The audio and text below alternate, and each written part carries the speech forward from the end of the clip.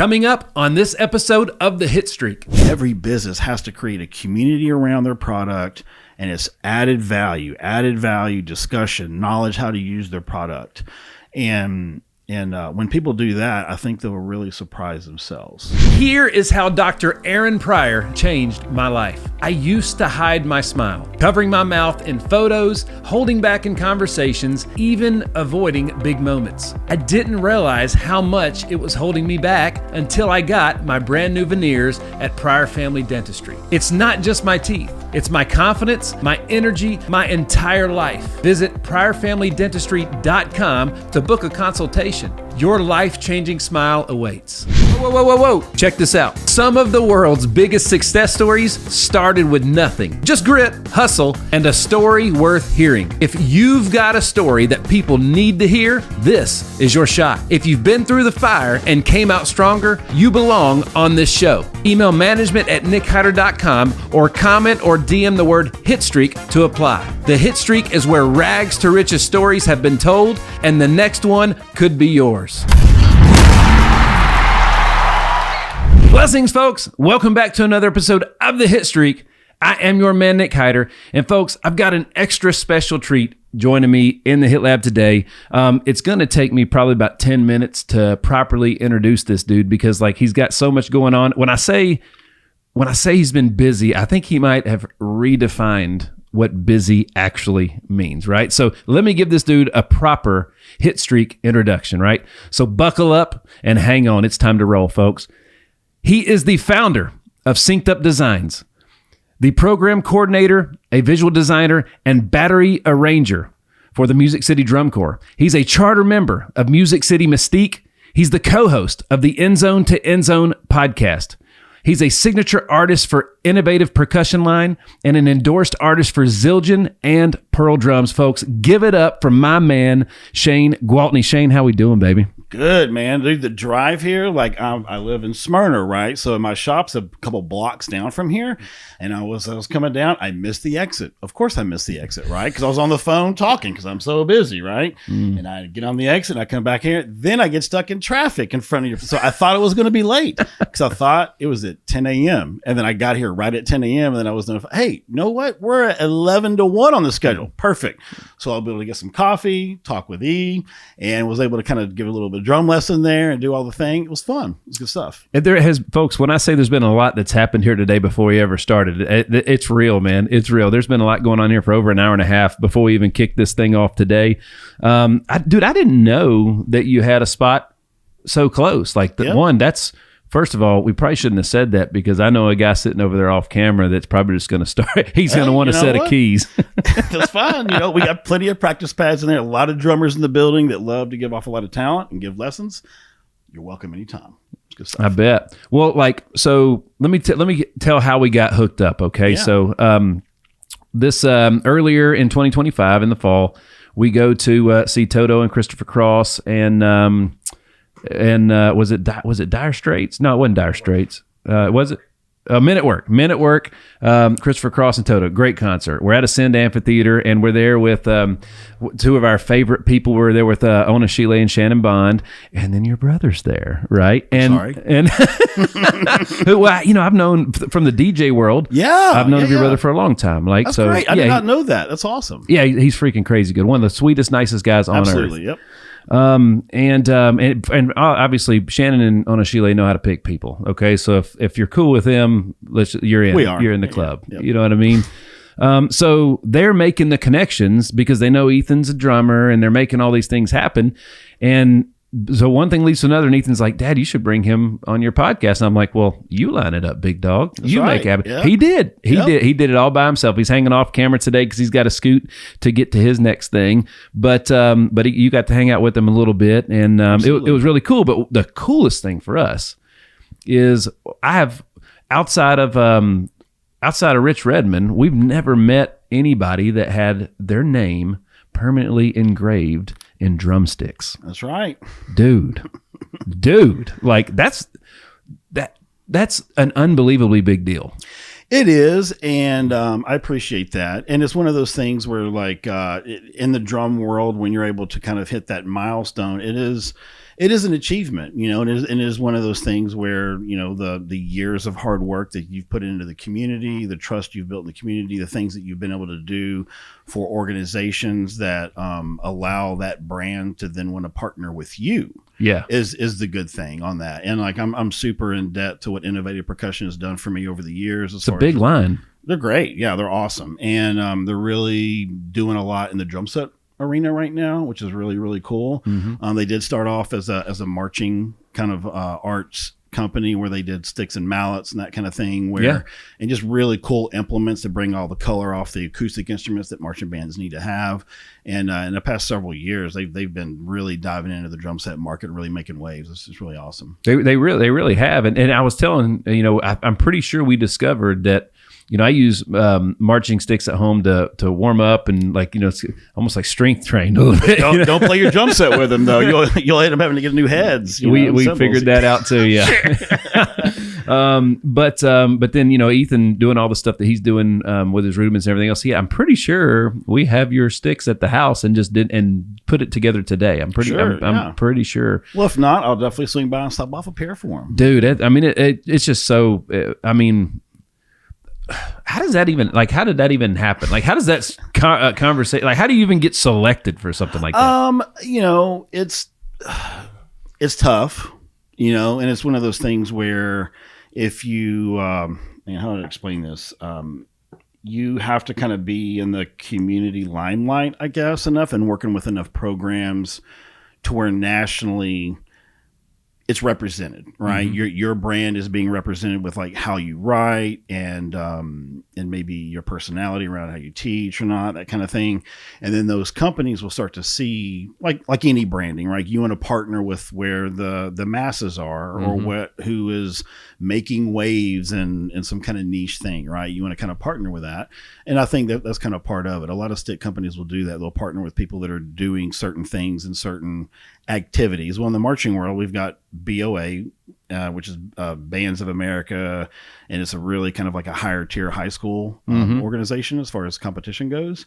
And then in Drum Corps, we have that, and then you have WGI. So there's like definitely 3 circuits along with like your high school marching band stuff. But like those 3 things are what's going to bring notoriety to arrangers, just because those are the things that put butts in the seats at tickets, and they attract people at auditions when they find out that certain arrangers are writing for them.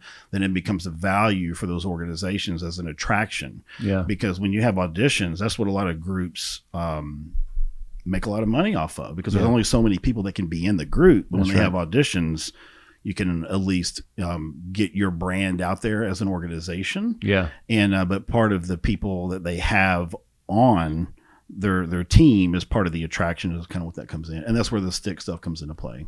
Well, we're going to talk about all the stuff that you got going on, but staying right here for a minute, it's just I'm always fascinated by somebody that can take a love like music or a sport, and they didn't give up. They fought hard enough to actually make it an actual career. Man, there's so few of us that get to do that. I was fortunate enough the joke is I made hundreds of dollars playing baseball as a pro ball player. That's the joke. But I get to call this work. I love what we're doing today. This is fun for me. I don't have a signature microphone yet. Come on, we did. That's right. But you might. That's right. It looked good right there, right there. So, but it's just it's really hard because you're probably, I don't know what it was like growing up in your house, but your parents always want to protect you, and it's like, hey man, the odds of you making it as an athlete or a musician are crazy. You might start looking at a management job somewhere or something that's safe and secure. Sure. So walk me through.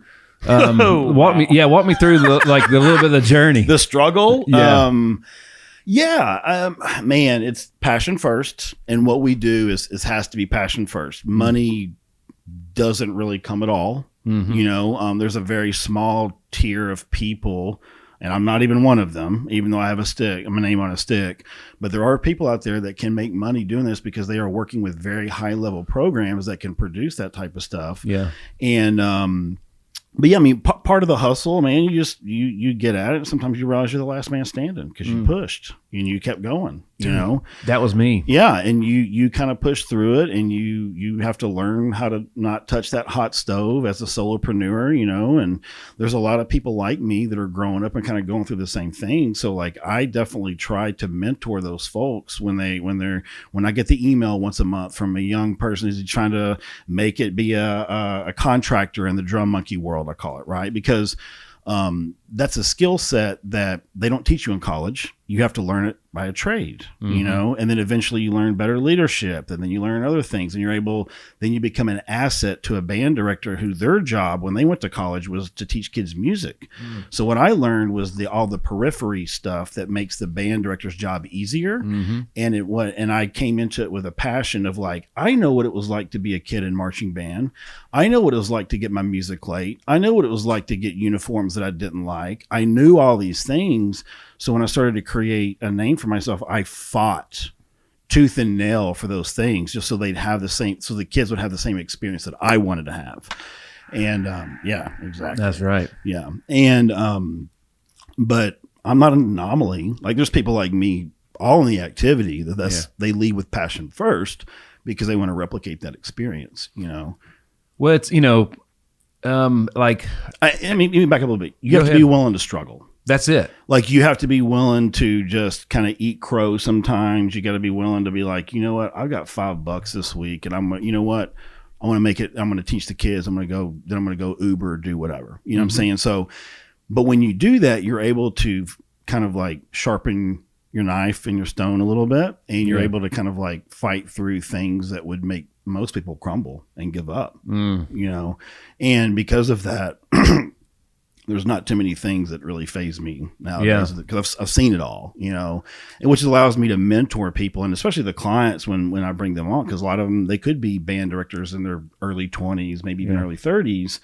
I can actually kind of speak to some of the things that I've experienced, you know, because we work with, you know, last year we were 650 schools. So I've got like a very wide range of experience in band directors from all levels of where they are in their journey and where they are in their program's journey. Yeah. And I can take that and that information and apply it to applicable band directors that kind of fit that. And I mean, I think part of the journey, kind of going back to that, is just like taking it all in and not giving up, and most importantly, finding your voice. Don't do the thing that somebody else is doing, but better. Like, do your thing and be bad at it. Yeah. And then eventually you're not. And now you have your own identity. That's right. Because music is a language. Yes. You know, and if you can create your own language per se, or affect the way that it is, you can do a lot of different things with it. Now, the thing that you don't have on there, you may not know about me, is I was a street musician for 8 years. Okay. Let's go. Yeah. So right when I was like 18 to 24, I was a street musician. We're part of the Pickle Drummers. We played in Nashville, 97 to early 2000s. We were sponsored by Hard Rock and that kind of thing. It's when, I don't know how long you've been in Nashville, dancing in the district when all that stuff was happening. I would have saw you. Yeah, dude. I was born and raised here. Absolutely. So we were down there during that time when like Dave Matthews Band was playing for free and all that. So we were down there doing that, and we made money. Like, there's 5 of us. That's what we did. But what I learned was, even though we're all very talented with our hands and could play all this vocabulary that was kind of heady to most people, the moment we broke into then we saw all the people, the butt shake and the head shake. And what I learned at a young age was, even though you're talented, doesn't mean you should do that. Right. And a lot of times people will take their talent and they'll speak over buddies' heads, or they're like go over their heads versus meeting them where they're at with your talent.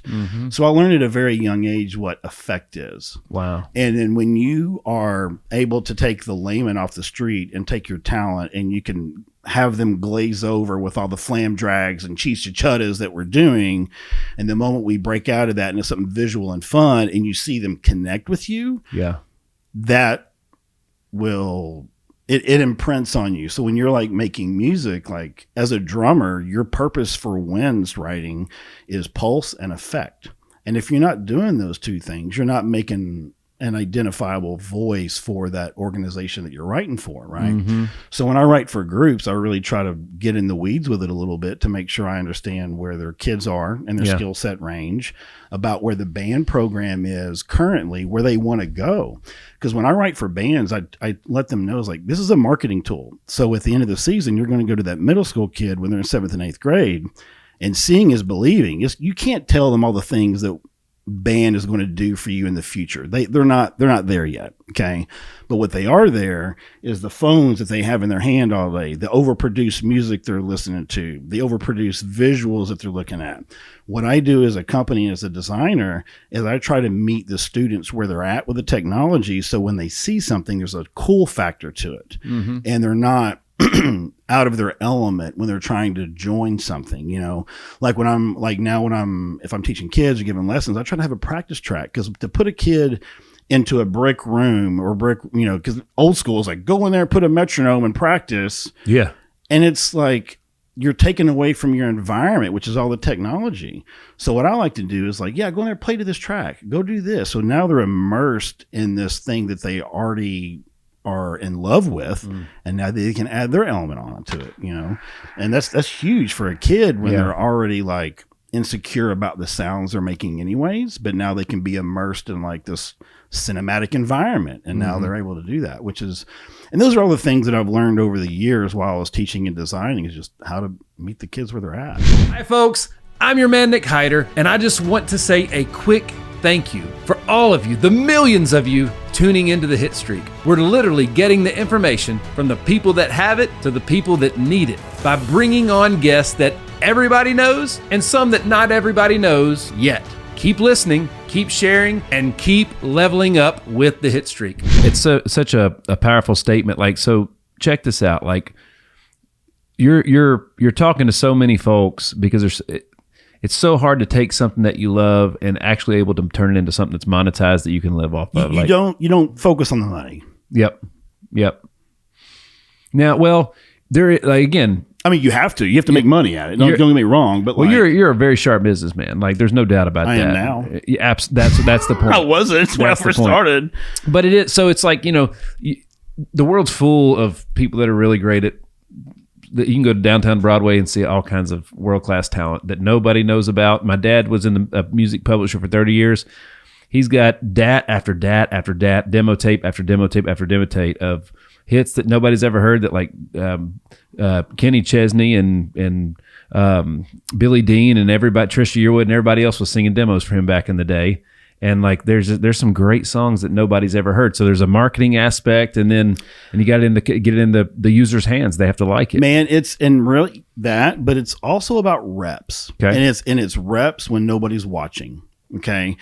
Too often, and my story is, before the internet, when we had to learn something, we had to like literally call somebody who had a VHS tape, have them ship it to us, or we sent them a blank tape.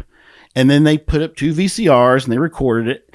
Just the amount of effort that it took to gain knowledge, what a kid now can pull up on YouTube and whip through, is crazy, right? Just the effort that it took in to go do that. So that was me. I wrote, by the time I got out of high school, I had written like 30 cadences. Wow. Okay. School, I was terrible, but I was at least getting reps in, right? Yeah. But with the Drumline, we probably played a few of them. But when I got out, I already had this skill, like handwriting music, because I was learning this, right?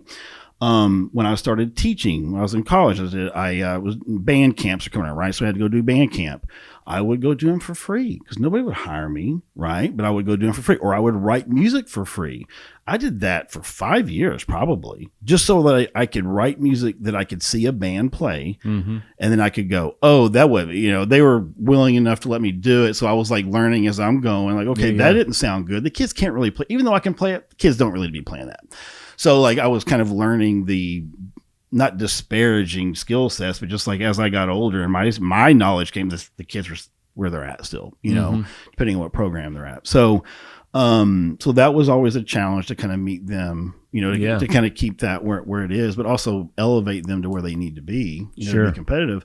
But then eventually, the true story is like in 2001, I moved to Florida because I thought I was done drumming. Like the group that I was with, we kind of folded for the year after the competition season. was like maybe 24 years old. I was kind of still a street musician. I was like, man, so I moved back home with my parents in Florida. Okay. Just to kind of like get myself grounded again. When was this? 01. Okay. So I moved down to the Florida area in the Panhandle, and then I literally went down there to do massage therapy. Okay. Like I was just doing something different, and I'd literally not put my sticks away, but like I guess this is what I'm doing. I got to figure something out. And then my phone would not stop ringing. Wow. And then I literally got through all of massage therapy school, which I learned about kinesiology and how to break down muscles. Then I started determining like how can I get a drumline to warm up the quickest by breaking down muscles and then retraining, because it's all muscle memory, right? Look at you. So then I started thinking about how can I do this, because I was always a one-man show in all the groups that I taught. Like how can I do all this thing effectively and quick with all the kids? So I learned, again, how to break down the muscles and then train it with the right fundamentals we did. Because there's certain exercises that groups do, like an 8 on a hand, chut, chut, chut, chut, kind of like a thing where they warm up. They could play that for an hour and not really warm up. So what I do is I was like, no, we're going to do buzz rolls, zzz, right, kind of thing, where it takes a lot more muscle to do it. And what that does is it breaks down your muscles way quicker. Yeah. And then you start building your muscle up the way you need to be. So like I kind of developed that back in the day. And then just because of that, I was able to I wrote for drum corps. I kind of rode up through the ranks like that. And of course, that's where the signature stick came into play. And about 2008 was when I got the stick. And I wrote for a few other drum corps around that time. And then in 2013, I quit writing for drum corps and then kind of started what I'm doing now. Really. That's incredible, man. Well, let's go through let's just call it the Rolodex of projects you got going on, right? So we'll just, I know that you mentioned that I mentioned the Music City Drum Corps. You've been talking about drum corps. Let's talk about, that's a big deal, Music City Drum Corps. Let's talk about what that is, how you became the program director, a visual designer, battery ranger, what it's, purpose of it, what you're excited about with it, all those things. Absolutely. Good question. Music City Drum Corps has been around for about 15 years or so. They're pretty young in the scheme of things with most drum corps. As far as where they're at, they're above $1 million organization. That's kind of how they have to be to function and get down the road. Most drum corps at that level are about 150 to 160 members, and then about 30 to 50 staff members. Yeah. And cook staff, whatnot. It's a circus is what it is, right? So it really is. Some of our vehicle convoys have 10 to 20 vehicles in them, and you're talking buses, semi-trucks, sleepers. It's the whole thing, right? Yeah. And, every drum corps at this level, basically they audition at the end of November, December sometime. And they hold auditions for about 2 months, 3 months, but they meet one time a month. Okay. And they're 3 days, a Friday night through Sunday. And they're kids from all over the country. And they're kind of like picking their brand of drum corps they want to go audition for, is what that is. And then they meet once a month with all their kids, right? So they might have 500 kids audition, but over 2 or 3 months, they dwindle them down to their 150, 160. Then they start training and doing their thing. During this time, the designers are designing the show, yada, yada. Then when they get into June 1, is typically around the date, all drum corps are moved in. We call move-ins, which is 4 to 5 weeks in one school or position. And they're sleeping in the school. We have a food truck that's feeding them 4 meals a day. There's a dietitian on staff that's making sure the kids are getting all these calories. There's health people that are making sure they're stretching and all this stuff. And they go through 4 weeks of learning the music, memorizing it, the drill, all the stuff you see them out there. That's what they're doing. They're memorizing all the coordinates and the dots. And then they go on tour for about a month and a half from July to about mid-August. And they're all around the country doing their own thing. And then we will come together in major cities like San Antonio, Atlanta. There's a couple other places, but we end up in Indianapolis by the end. Okay. And then when we do that, then the end is I think it's early to mid August is when we have that. And then we take a month off and then we start again. And it's a whole year-long project with a new group of members every year. We get vets back because the age group that we teach is 16 to 22. They have to technically age out at 22. There are organizations that have all-age drum corps, which is exactly what it is. It can be all-age, but they're not as strenuous and time-intensive because they're adults. They got jobs, what I'm saying? They got to come on the weekends. A little bit of hobby there. Yeah, exactly. But they're still pretty good, though, with what they're doing. It's just they don't have the same intensive practice schedule and execution standards sometimes. the standards are the same. Let's get that, but just time is reps. That's right. Goes, so that's right. But no, it's good. It's a great activity, and I never marched drum corps actually, and I'm one of the very few people that never marched drum corps that teach drum corps, because it's one of those things where you kind of have to know what you're getting into to do it. Yeah. But I was fortunate enough to teach when I was young, like 22. I was able to get into drum courses like a tech level, like a snare tech or a visual tech, and kind of learn the ropes and kind of grow from there. But a lot of tech staff, when you're teaching, it's kind of ancestral is the wrong word, but it's like you have to know what you know to do this stuff. And that's why it's kind of hard to get into it unless you actually do it. But I think some of the stuff that I've done with WGI and other things, it was kind of a welcoming thing. But it's still it's a very competitive activity. When I was a teenager falling in love with drums, I wasn't technically taught anything. I was taught by watching the best in Nashville in the studio do their thing, play by feel, and and highlighting all the other musicians. But Ethan he's got that plus the technical part, and the guy that works with him is the great Bruce Gust, and Bruce, aside from having being in a band, had a record deal and all those things, was in the military, was in the drum corps for the military, and I know that's a huge piece, and it's been that influence that Bruce the armed forces had through Bruce that's now been passed on to Ethan has been priceless. And the people that march drum corps that get out and they, whether they march 1 year, 4 or 5 years, what I've realized is nothing phases them. They can run through walls. Mm-hmm. And out of the 20 employees that I have, or that we have, is 14 of them are involved with drum corps, have marched drum corps in the past, or teaching or whatever. And what that does is it creates a culture that I don't have to teach. Yeah.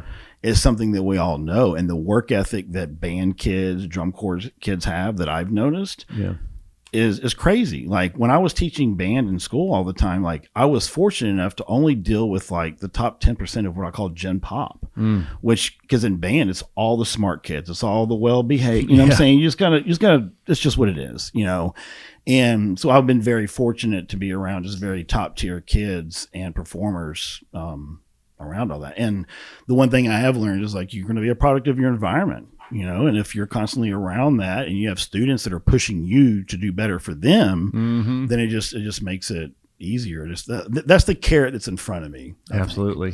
No doubt.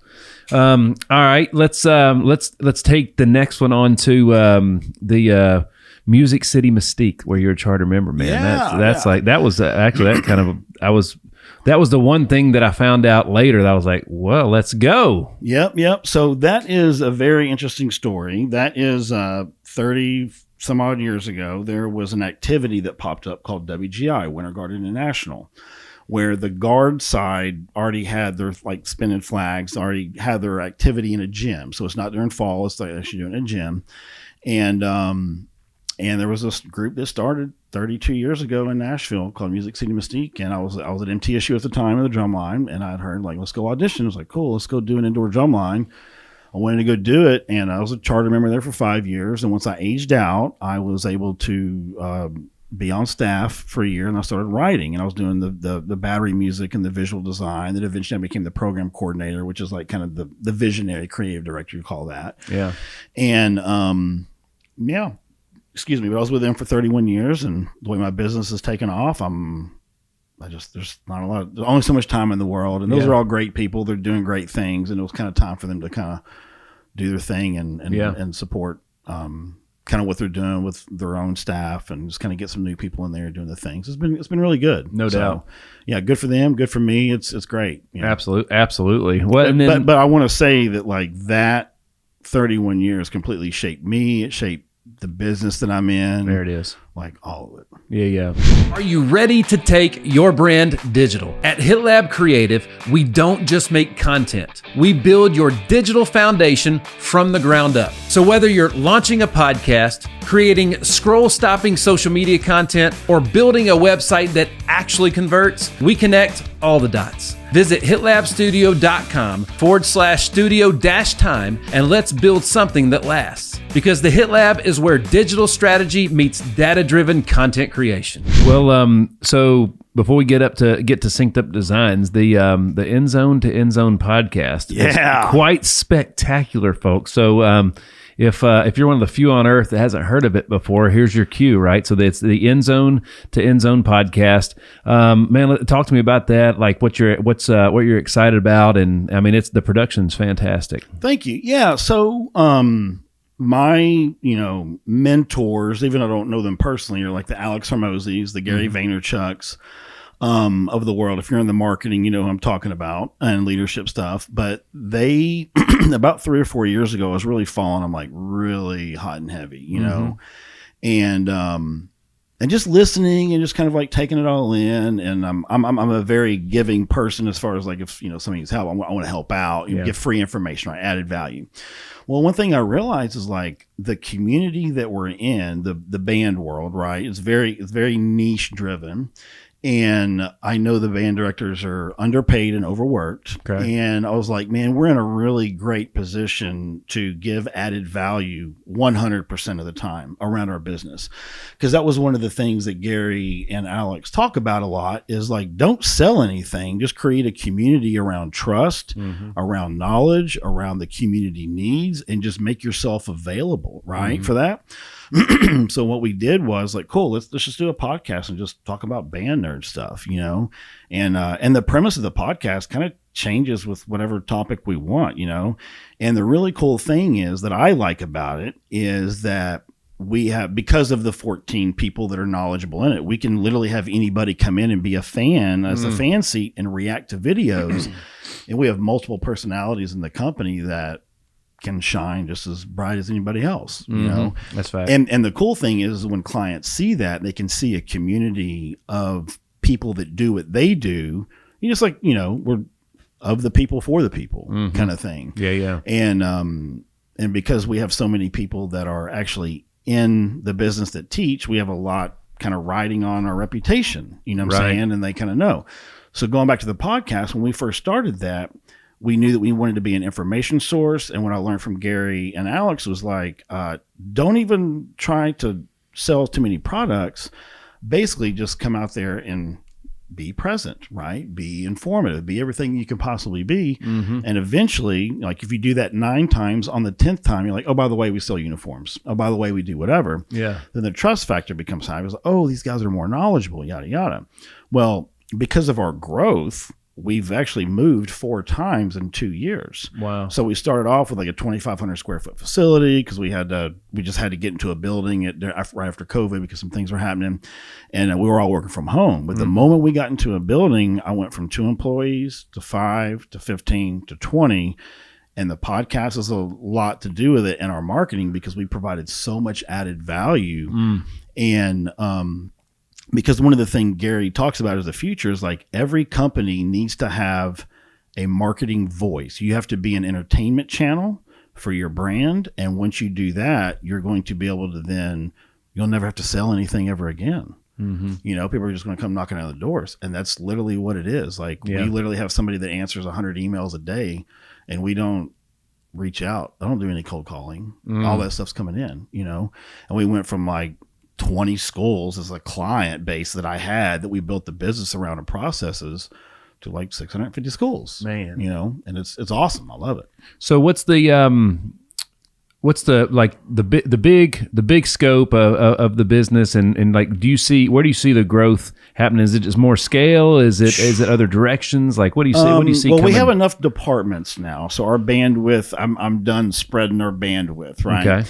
So basically how we built the business was there's a client base, which is a band director, the program, the kids, right? We deal with POs. We don't deal with like a lot of like onesie twosie things come up. So we're dealing with like large projects that require 4 months, 5 months, 6 months time for us to do, right?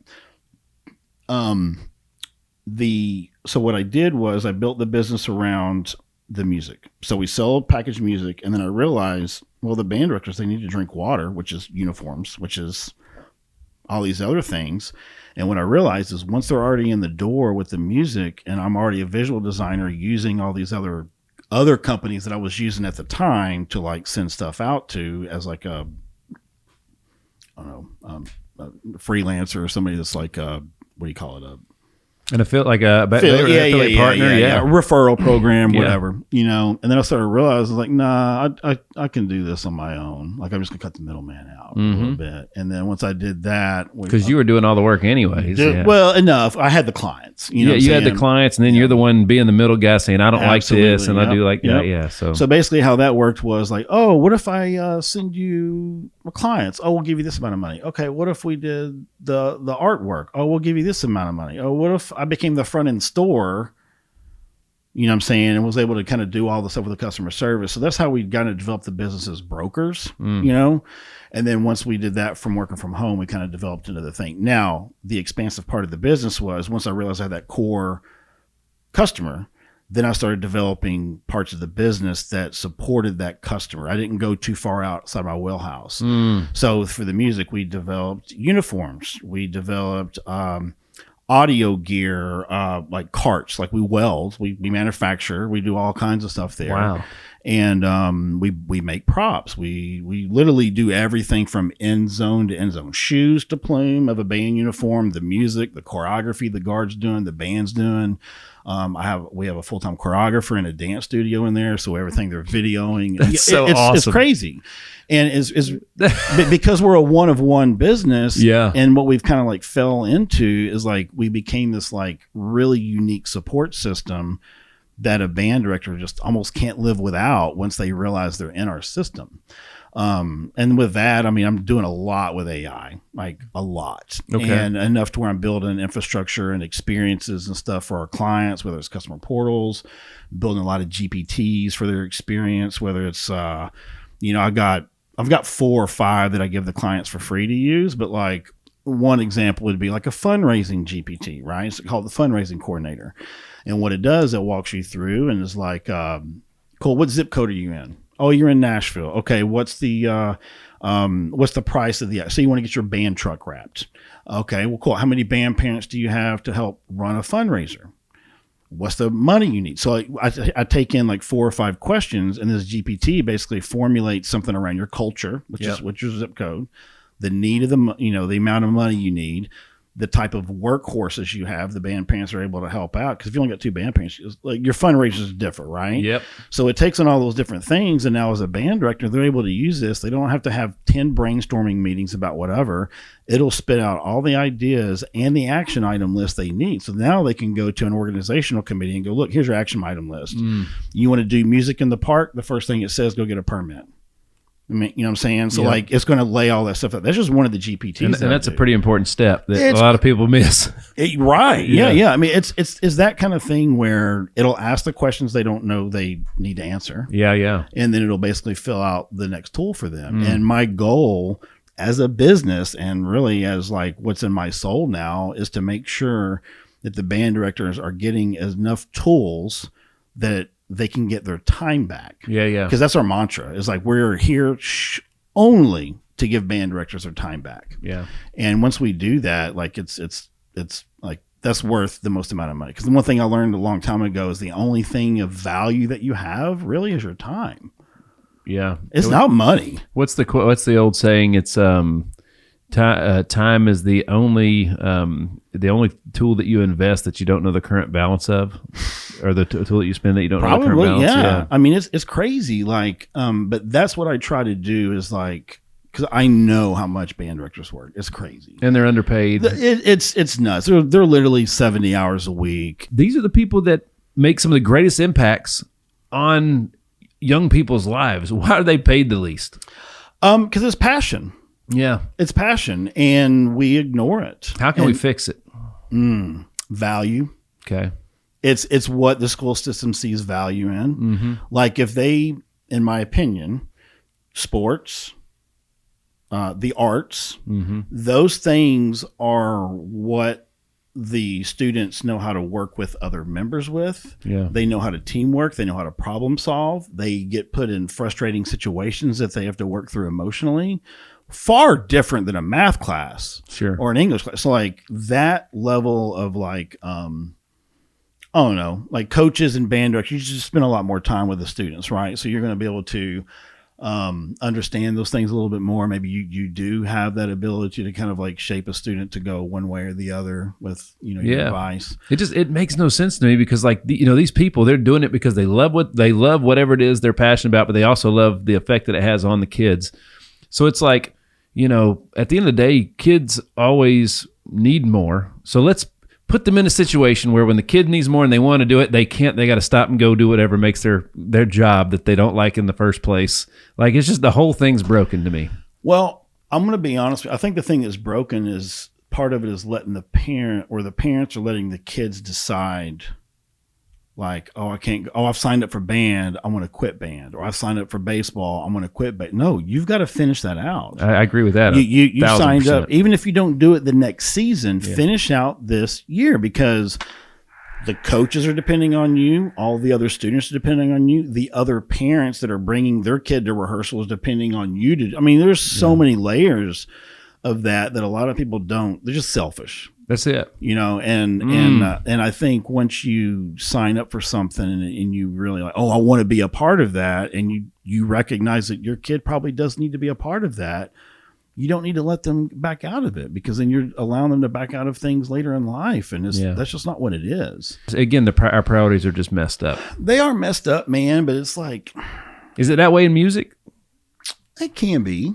Okay. It can be, There's definitely haves and have-nots in programs, and I think that has to do with what the school system values when their kids graduate. Because the people make it. It's not the gear and the stuff, the tools we use. It's the people. The people are definitely, the gear helps. Yeah. I'm not going to lie. The gear definitely helps the kids' experience because I'm sure there's a base level of equipment that you have to be successful. You know what I'm saying? Yeah. It's the same thing for band. Like there's definitely a base level. You don't have to spend a lot of money. Yeah. You just don't. But there is a base level of competition persona. We'll put it that way. When your band takes the field, are you putting your students in a light before they even play the note? That's a good light. Yeah. Because everybody judges with their eyes first.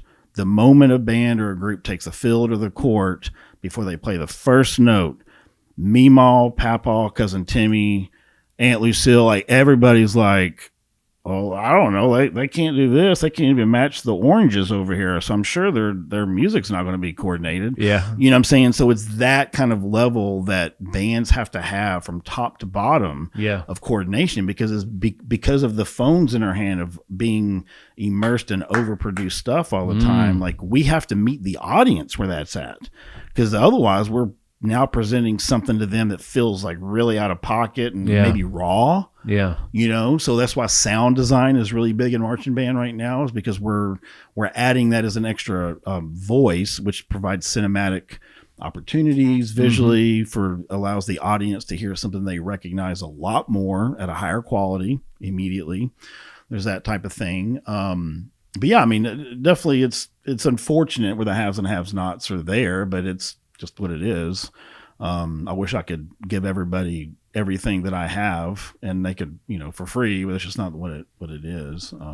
You ready to transform your business and unlock new revenue streams? At Processing First, we empower our partners with cutting-edge payment solutions and unparalleled support. By leveraging our extensive network of banking partners, we match you with the ideal bank to ensure that you receive the most competitive rates and deliver an exceptional experience for both you and your customers. Visit processingfirst.com to learn more and join our growing community of successful partners. Let me shift it a little bit. So obviously there was a movie, I don't know, 15 years ago or so called, I think Nick Cannon was in it. It's called Drumline. Drumline. All right. So I got like a good that story movie a lot. That, but go ahead. All right. So you tell your story. Cause all I was going to say is it's, a lot of people saw that movie. I was going to ask how real, how accurate, that's where I was going with it, but you can tell your story first. Yeah. I would. There's okay. The movie, because I was teaching at the time, like a lot, and in middle school too, and what I found, and I was teaching the year before that movie came out, and the movie after, like it did wonders for getting interest. Okay, and it was really cool. It was I guess fun. it did. Yeah, it was great. So like I always had really talented groups, and and I think it was because of the movie Drumline. Yeah. The bad things about that movie was that they kind of promoted like the rote teaching part of it, and like that part, and that's fine. That is a skill set you need. I absolutely do think that. But how they kind of like made it like this kid couldn't read music and he was the hero. Like that's not something I want to push on to other students, you know, on that end. But overall, I thought it was a good movie. I mean, I thought it served its purpose for sure. Now, as far as the drumline battles, that's real. That's how they do that for sure.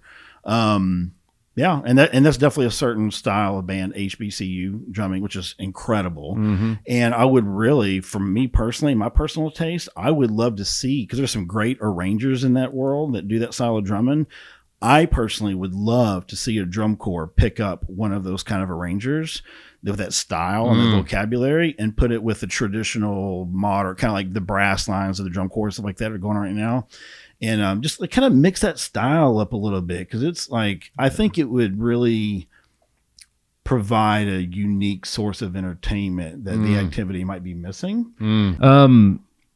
What's your favorite? Do you have some of these performances are legendary. Like even like people that don't follow this type of stuff would remember certain performances from a football game, halftime, or a Super Bowl, or something Ohio like State. that. Oh, I was going to ask you what your favorite one is. Well, the reason I mentioned Ohio State is because that's the one that's going to reach the masses, right? Okay. And I use them a lot in my vocabulary when I'm like talking to folks about effect. I say, guys, we need an Ohio State effect here. And what I mean by that is like the KISS effect. Keep it simple, stupid, right? Do the effect, the marching, the Michael Jackson moonwalking across, or like, it's so cool, dude. It's cool. It's very cool. That form is very hard to play in. I bet. Okay, so like that's one of the things when drill writers are writing, they're having to put players in places where they can execute. So sometimes forms that might be fun for the audience to look at may not be most always attainable for like a musician. Yeah. And the field and the real estate that they're in. There's like a whole timing formula that you have to get people to play to. Like people may not know this, but like when you see a conductor moving their hands up in the front, people on the field are interpreting that beat at way different places of contact because of the way that sound travels on the field. Oh, wow. Yeah. That they have to, like, if you do something where somebody in the back right or the front left, when they're playing their attack, it might be this far off. I didn't even think about that. Yeah. That's what a lot of people don't realize. Is like, there's a lot of science and sound. They're not wearing in-ear monitors out there, are they? Absolutely not. Wow. Now, there are some groups that do. They can competitively that have done that, which helps sometimes, but it can also create problems. Sure. Live by the sword, die by the sword. Yeah. On that end. But yeah, I mean, it's like if you're talking about the masses understanding those type of things, I would say Ohio State is probably a memorable band that does that. There's a lot of drum corps that have had some unique effects throughout the years that have what I would call groundbreaking, activity changing, whether it's a new rule that hit, now we can use electronics where we weren't using before, or maybe a drill designer is using a new tool or a cool concept they're using about how they make the music come alive with their visual program. Yeah. There's been some drill writers in the past that have really changed the activity on how people put productions together. And when that happens, like we all learn from each other, right? Oh, that's cool. Let's do this. Oh, that's cool. We all stand on each other's shoulders. You know what I'm saying? And on our way to the top, wherever that top is, you know what I'm saying? People are kind of doing that. And it's just the activity that we're in the band world is a very communal, mostly sharing activity. There's some people that keep things closer to their chest. For sure. But overall, it's a pretty open environment, open source. We'll call that open source. Yeah. All right, well, check it out. You don't have any idea that I'm going to ask you this one. All right, so this one's off the cuff. So, as an avid man of faith churchgoer, all the churches have the Christmas cantata. Okay. They got to have the Christmas cantata. So I have an opinion. I'll give mine next. But should they, Little Drummer Boy in the cantata, yes or no? You might be asking the wrong guy about this. Dude, it's all I know is it's one of the hardest things to pull off. Is it because of personality of the drummer boy or talent of the drummer boy? Maybe both. What do you think, Jensen? It's hard. It's very rare you hear a good rendition of Little Drummer Boy. As I was a church drummer for a long time, and and that was one of the most common things that people would ask, like, you got to play the Little Drummer Boy, and I'm like, well, I mean, like in the place where I did the drums, we use a lot of electric drums, so it's totally it wasn't a good. It wasn't a good. We tried and then we did bring them. We had a young dude that was in the school marching band who was great. Well, he brought the real snare in. And they tried something that day, and it gave 3 heart attacks and really loud. Yeah, before like hit a shot. It was like, oh, it's loud. Yeah. It sounded like a machine gun rolling off in there. But I don't know, Little Drummer Boy, yes or no? What do you guys? What do you guys think? It's as we're sitting here today, we're approaching the Christmas season. Yeah, so why not? Anytime that you can put a physical performer out there, yeah, to bring joy through drums, like why not, right? There you go. But make sure they're good. That's right. Because now Meemaw is going to know that I don't want to hear this, because everybody knows quality. Yeah, you know what I'm saying? The volume is always going to be an issue in a church with the marching drum. You know what I'm saying? But But there's definitely ways around it. Yeah, electronic drums are unique because you can get a set that has no touch to it. Yeah. Or you can get a set that has all the touch to it. Yeah. Roland V drums are really good as far as like getting the sensitivity down, so you can be really musical with them. So I know when electronic drums were first starting to come out, it was just like whether you're here, piano or forte, it's just like, oh, it's still cha. Yeah. So the same sound, Mm-hmm. and it didn't really allow a drummer to kind of like get the nuanced grace notes and that kind of stuff in it. But I mean, now it's the technology's out the wazoo. They can sound as real as they want now. And they even look like real drums now. It's just crazy. They do. Yeah. Pearl has a really cool system. It's called the True Track Pad, where you can have like an acoustic kit, and then you put these like electronic rims and heads on them that feel really good. They're not like overly sensitive. Like, to me, I think it's a downfall of the Roland V drums. It's just not real. Like you just sound amazing on them because the rebound is great. Yeah. But the True Track pads with Pearl are a little more real feel to them as far as like the give of a head and how it feels. And you can use a real drum set with them. Yeah. And they look great and they sound great. It's awesome. Something I didn't even know. I guess they've been around for a minute. One of the toughest things to learn in drums was how to tune a drum. Like that was like, you know what I mean? Like, holy cow. Yeah. And I saw one not long ago where it was just one knob and it tuned the whole drum. Like, Exactly. I think I'm glad you brought that up because less is more. Yeah. You don't need to crank on all. Now, a marching drum, you have to. Okay. Because the way the tension is just way different. You can't even use like a normal drum set key on a marching drum. You have to use like a high torque, something that kind of cranks down on them. But for a drum set, you can really change just by one key, like one lug, you can kind of tension rod, just crank or get it back where you need it to be. And which really makes it easy when you're in a studio or you just need a quick tune. You can do that versus, of course, when you get your drum set, you want to tune them all at once, but you can definitely make quick adjustments with one tension. Well, I'd never seen anything like it before. And I was like, that's the greatest thing I've ever seen. Because I can remember like back when I was a teenager, there wasn't like nobody ever even said like there's a certain pitch. It was like you just got even pitch between as you go down the toms, and you tap on each one by the lug, and you usually want one to be toned down a little bit versus the rest of them. Like it was all these. Everybody asked was different, whether it was Paul Lime or Eddie Bayers. I think that's the beautiful part about it is it is a signature way for them to get their voice across. Like that's all a tuning scheme is. There's no law. There's no rhyme or reason. What makes a tuning scheme important is the consistency behind it. So whatever you come up with doesn't matter as long as you're consistent with it. And that kind of goes with the writing aspect when you're kind of asking earlier, like what does the kid need to do? Yeah. You got to be consistent. Yeah. If you're bad at it, be consistently bad at it so you can learn. But if you're constantly doing things and you're trying this and that around, you're never going to be able to like land on the thing that was wrong and then fix it.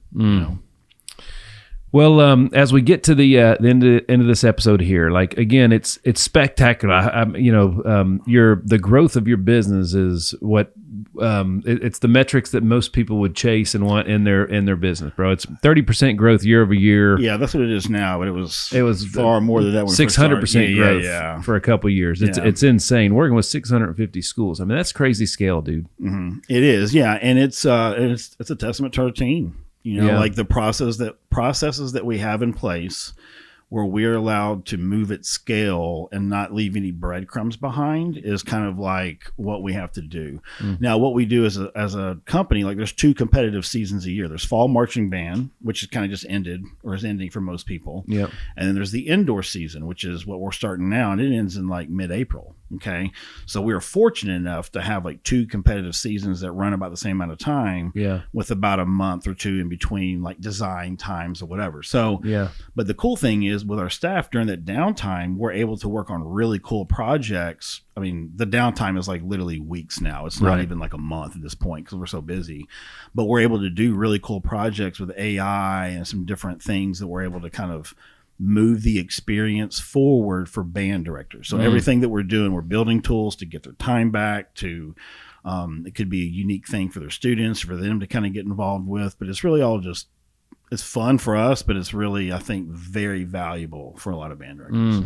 Hey, pardon this quick interruption, but it's a good one. You're listening to this ad right now, which means someone else could be listening to your ad in this exact spot. Go to nickhyder.com/contact-me or click the link in the show notes to get started. Let's put your brand in the spotlight right where it belongs. We work with...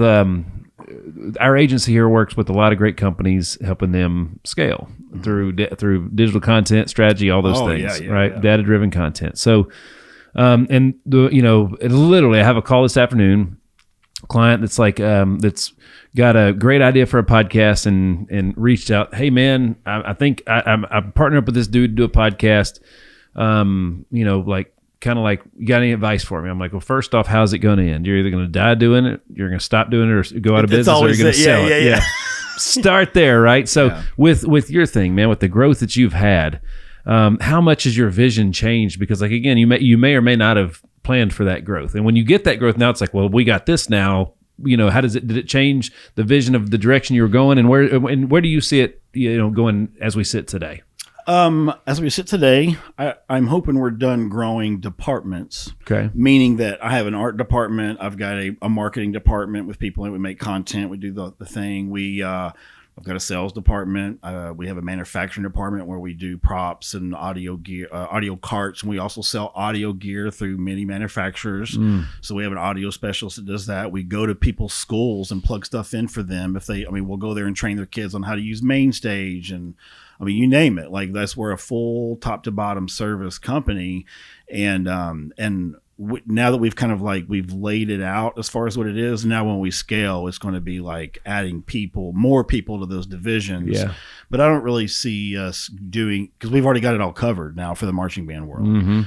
The next thing I am working on is it's called Synced AI, and it's going to be more for the masses. So I'm going to use our band director friends and clients as models, because every band director is really a small business owner. That's right. Whether they know it or not. That's right. They may teach music during the day, but they're managing a lot of things. And that's one of the things they don't teach you in school. Okay. Yeah.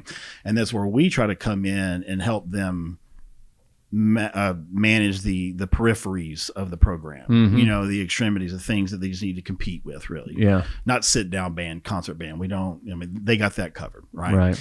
But the podcast thing is really the catalyst of what all this is. I'll be honest with you. When we first started, it was the marketing. It was making us feel bigger than we were, I guess. And it has that opportunity, right? Because when social media came around, you have the opportunity to compete with Coke now, hypothetically. There's no gatekeepers at the TV stations or radios anymore. And that's the thing that people are sleeping on, is they don't realize that they can make a voice for themselves in their business. And that's the future of business. Your business has to have a channel. And when they do that, like an information channel, it could be added value. It could be the services that you're providing for the clients. But when you're doing that, like every business has to create a community around their product, and it's added value, discussion, knowledge, how to use their product. And when people do that, I think they'll really surprise themselves. And it's pretty crazy. Dude, I mean, what you just said right there is extremely valuable and important, like for real. And you just said every business needs a channel. Well, I'm going to interpret that. Check this out. So like in the old days before the internet, it was location, right? Location. Well, guess what? I could be in Nashville, great city, but not be in a great location in Nashville, or not be visible in Nashville, not be in the most visible places. All right. So Instagram's just your Nashville. Yep. Right? But just because you're in it doesn't mean you're visible in it, right? So that's the thing. And so, again, all the things, nothing's changed as far as these things, but like there is two worlds that we live in. You have a reputation for people that know you in person, and then you have a reputation online. Do they match? Do they match? You can reach a whole lot more people online, so. Absolutely. And the big thing is that people need to realize that like, no, people want organic. They don't want produced. Produced is good. Yeah. But like people are afraid to do things because they don't think that they can't produce something, or they don't look right, or they're not funny, whatever. But what I've learned is like, there is a market and a brand for whatever you're bringing. Mm-hmm. People just want to see real. Yeah, that's right. They want to see real. And if you can do that on a marketing aspect and get your brand out there in an organic way, it's pretty crazy. But the way the algorithms are now, it's not who's on your friend list. You have to create interesting content. Yeah. I mean, it's everybody's fighting for interest right now. Absolutely. And that's basically what it is. Absolutely. And, yeah, if you can create interest around your thing, then do it. Visibility is everything, man. Nobody can do anything with you if they don't know you exist, right? Yeah, that's a big thing. Well, dude, Jensen, how'd we do? Did we do pretty good? Yeah. It was. I'm so grateful for Shannon and Sheila and Ona Sheila and your brother for. I mean, seriously, man, I'm extremely grateful for the time and the relationship. Like, this is cool. This was a great day. I had a blast, my brother man. for this. Absolutely. Thank you, Stephen. Good combo. It's good. Well, seriously, man, I'm a big fan. Congratulations on all the success. There's a lot of times I'll sit here and I'm like, man, you're somebody I got to bring back. You know what I mean? There's just too much cool going on, and I can really speak for 3 to 5 hours if you let me. Yeah, man. Without a breath sometimes. And that's what, my employees are like, Shane, go somewhere else. We got to get some work done. That's right. But it's good. Well, Shane, seriously, man, congratulations on everything, folks. SyncedUpDesigns.com and on SyncedUpAudio.com also is the other one. There you go, SyncedUpAudio.com. We can get that in the show notes too. Yes, great. Sir. Thank you for that. Let me make a note. SyncedUpAudio.com. And on all socials that check this out, folks, Bald and Crazy. BALDNCRAZY. That's my Instagram when I barely even touched that. Yeah, it's funny. That's the side of when I'm just like looking at fun things, Oh yeah. We all got to have it. And then the End Zone to End Zone podcast, folks, check it out. Subscribe. That's something that needs to be on your regular playlist. You know what I'm saying? Absolutely. So, well, brother, thanks for bringing all the value today, man. Really I'm serious. It's been fun. Serious, absolutely. Finding the right health plan can feel overwhelming, but it doesn't have to be. Backed by over 12 years of experience and more than 20 national and local awards, Team Hyder is here to help you navigate your options and choose a plan that fits your family's needs and your budget. Visit teamhyder.com today to schedule your consultation and get the coverage that you deserve. Folks, once again, big shout out. Thank you to the man himself, Shane Gwaltney. Yep, folks, thank you. Thanks so much for tuning in to another episode of The Hit Streak. I'm your man, Nick Kiter. God bless.